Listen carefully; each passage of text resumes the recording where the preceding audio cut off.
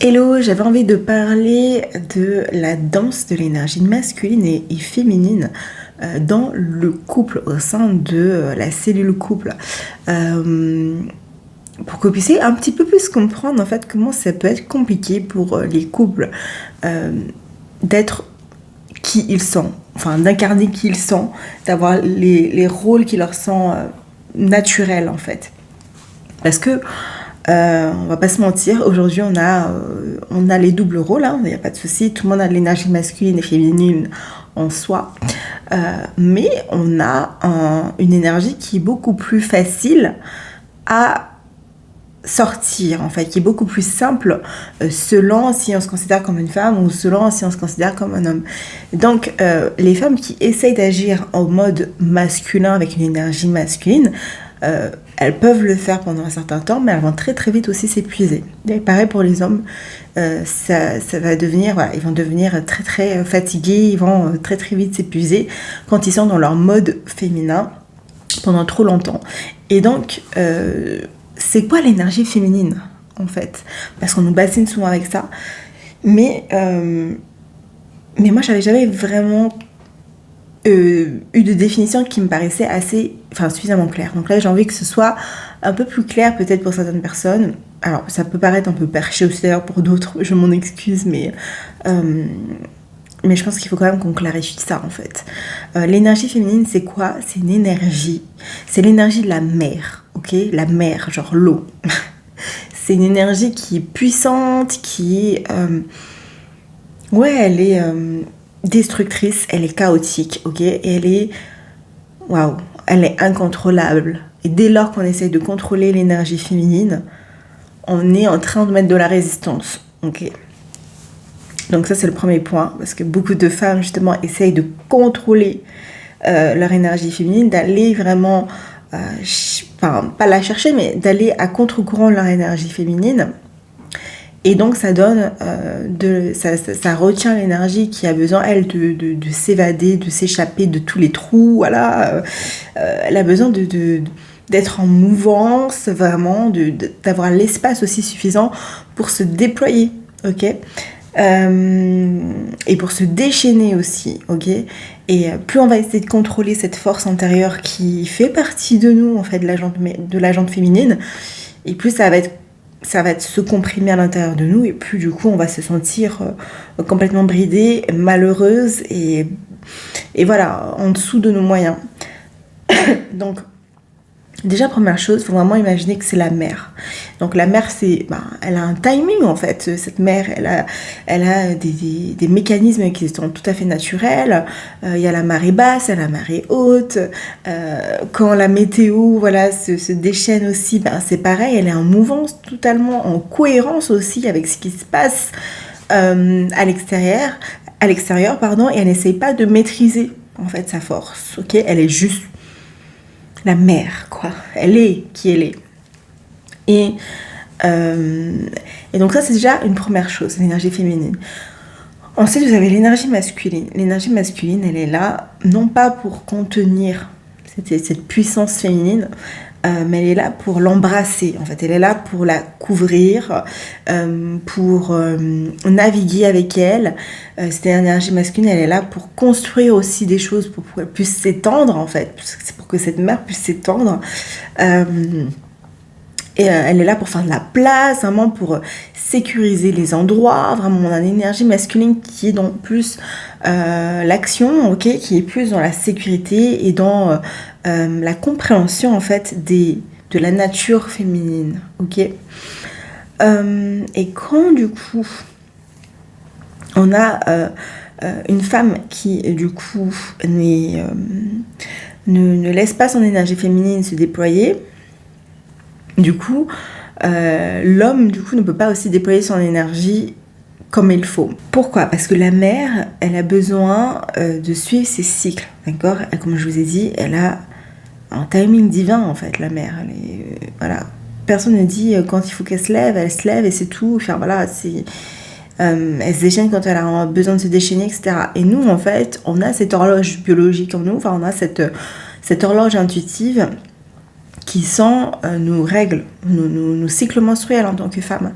Et ça déjà, de comprendre notre mode d'emploi, ça permet déjà de, pas forcément de contrôler ce qui se passe à l'intérieur de nous, mais juste de laisser aller les choses, de naviguer en fait avec les énergies qui circulent en nous. Ça, c'est quelque chose que les hommes n'ont pas et ne peuvent pas comprendre, ok? Donc déjà, si nous, on a du mal à comprendre notre mode de fonctionnement, comment voulez-vous que eux, ils arrivent à nous capter et à nous comprendre? Donc déjà, sa première chose, connaître ses cycles menstruels, savoir qu'en fait on a des saisons dans les cycles menstruels. Voilà, quand on a nos règles, on est en saison hiver, ok. Donc là, c'est une saison qui demande à se reposer. Enfin voilà, vous avez énormément de choses à comprendre sur vous. Donc déjà, si vous, à titre personnel, vous pouvez noter vos cycles menstruels et noter vos saisons sur un calendrier, vous prendrez déjà des actions qui sont beaucoup plus alignées avec vos énergies. Donc quand vous êtes en été, c'est l'énergie qui est bouillonnante, voilà, qui a besoin de sortir, c'est une énergie qui est boostée, ultra boostée, et là vous pouvez vraiment mettre en place des actions, chose que il n'est pas recommandé de faire en saison introspective comme l'automne ou en saison hiver où c'est la purification. Donc bref, déjà connaître son propre mécanisme en tant que femme, c'est ultra important, mais je dirais que le deuxième plus important, c'est de le communiquer à l'autre en fait. Communiquer son mode d'emploi, on dirait que c'est une honte, on dirait que c'est une faiblesse de devoir dire à l'autre comment on fonctionne. Alors que non, en fait, si vous voulez que ça matche et que les énergies s'unissent et voilà, fassent vraiment un, il faut que l'autre puisse comprendre votre mécanisme en fait de fonctionnement. Il faut pas qu'il ait peur de rentrer dans l'eau parce que il sait pas en fait où se situer quoi. Il sait pas s'il y a un requin qui va surgir, qui va lui bouffer la jambe à tout moment. Il sait pas s'il peut se baigner. Il sait pas si la mer sera agitée dans 1 heure. Donc en fait, je pense qu'il y a vraiment un travail d'ouverture pour les couples en tout cas, d'ouverture à cette faculté, enfin cette façon de se reconnaître, cette façon de se reconnecter à ses énergies. Je pense que les couples ont tout à gagner à comprendre comment ils fonctionnent, tout simplement. Donc moi je propose l'astrologie comme outil de découverte de soi, mais ça peut déjà commencer par quelque chose de très simple comme ne serait-ce que les cycles menstruels quoi. Déjà si vous faites déjà ce travail là, il y a une osmose qui peut se créer, c'est-à-dire que l'homme peut agir, du coup peut soutenir la femme, parce que c'est un peu son rôle entre guillemets, il peut aller naviguer sur les eaux sans risquer sa vie en fait, vous voyez. Donc aucun homme n'aura envie d'aller naviguer dans votre mer si vous-même vous savez pas si vous allez être agité ou pas agité, enfin bref. S'il n'y a pas de communication, de panneau qui est inscrit, de warning, l'homme en fait a besoin de savoir pour pouvoir agir en conséquence et pour pouvoir soutenir, ok. Je peux faire aussi une analogie avec la danse, ok. La danse en duo. Il y a un cavalier qui est là pour leader la danse. Et la femme, elle est là pour juste se laisser guider, pour laisser son énergie se déployer, pour agir avec grâce. Vous voyez, il y a vraiment cette idée de... l'homme est là pour sublimer la femme, en fait. Il n'est pas là pour l'écraser. Et en fait, tant qu'on sera dans cette mentalité de l'homme est supérieur à la femme, ou de cette mentalité que les hommes vont nous écraser, et puis en fait, on aura peur d'eux, et puis du coup, ils n'auront pas la possibilité de nous rendre service, de se rendre utile au sein du couple, ok. Parce que... c'est comme dans la danse, une danse en duo. Si vous êtes tous les deux à vouloir diriger, c'est très compliqué. Vous marchez sur les pieds, tout simplement. Il n'y a pas de rythme, il n'y a pas d'harmonie en fait. Donc il y en a un qui doit se laisser aller, qui doit se laisser guider. Et la femme est plus naturellement prête à ça, parce que du coup, c'est là où elle excelle, c'est sa zone de génie, c'est là où elle est la plus belle en fait, où elle a les plus belles énergies, c'est quand elle se laisse vraiment aller, quoi, quand elle lâche prise, ok. Ça me fait penser aussi à l'exercice du lâcher prise, quand voilà, vous tombez en arrière et quand vous dites la personne doit vous rattraper. C'est pareil en fait. Si vous n'êtes pas en capacité de faire suffisamment confiance à votre partenaire pour qu'il puisse vous rattraper et que vous êtes en mode non, je sais pas si j'y vais, je sais pas si j'y vais, c'est que du coup vous êtes forcément en résistance avec votre énergie féminine, ok. C'est que vous n'avez pas suffisamment confiance et ou donner de l'espace à l'autre pour vous montrer que il est là pour vous protéger, il est là pour vous... là, j'entends déjà les femmes qui disent « j'ai pas besoin de me faire protéger ». Non, c'est pas une question de besoin, c'est juste que c'est une question de rôle, en fait. C'est ce qu'il est naturellement.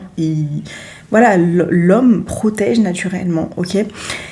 Et l'homme encadre, l'homme montre son soutien, l'homme est présent, en fait, l'homme est là. Mais l'homme sera absent si il voit que la mer est risquée, si il voit que en fait il risque à tout moment de se faire défoncer, quoi, tout simplement, et qu'il n'a pas confiance, parce que du coup si vous n'avez pas confiance, lui il n'a pas confiance, enfin voilà, c'est le chat qui se mord la queue. Donc il y a vraiment un gros travail à faire entre la capacité de l'homme à agir en tant qu'entité masculine et la capacité de la femme à laisser l'homme agir en tant qu'entité masculine et elle agir en tant qu'entité féminine. Et je pense que ouais, et il y a vraiment un mindset à changer, je trouve, à ce niveau-là. Je pense que tout le monde gagnerait à être beaucoup plus heureux si chacun restait dans ces postures, en fait, dans ces rôles naturels. Ça ne veut pas dire que vous ne pouvez pas être dans votre énergie masculine, hein, je ne dis pas ça, mais pas tout le temps, en fait, c'est juste ça, pas tout le temps. Parce que du coup, vous allez vous retrouver dans le couple, en fait, ce qui dysfonctionne, c'est quand les deux sont dans le même rôle en même temps. Okay. On a du masculin des deux côtés. Donc la femme qui agit en tant qu'énergie masculine et l'homme aussi qui agit en tant qu'énergie masculine. Et là du coup ça s'entrechoque, en fait. C'est le choc des égos tout simplement parce que chacun ne trouve pas sa place. Ok. Ou inversement, on a deux énergies féminines et du coup c'est la destruction, c'est le chaos parce qu'il n'y a rien qui se construit, il n'y a pas d'énergie masculine qui englobe tout ça, qui cadre tout ça, qui structure tout ça, qui protège le cocon, etc. Donc voilà, c'était juste un petit message comme ça qui est d'ailleurs très long, mais j'avais vraiment envie de vous faire passer ce message là. Je sais pas si vous allez comprendre les analogies dont je parle, mais j'essaie d'être claire. Voilà, allez, ciao.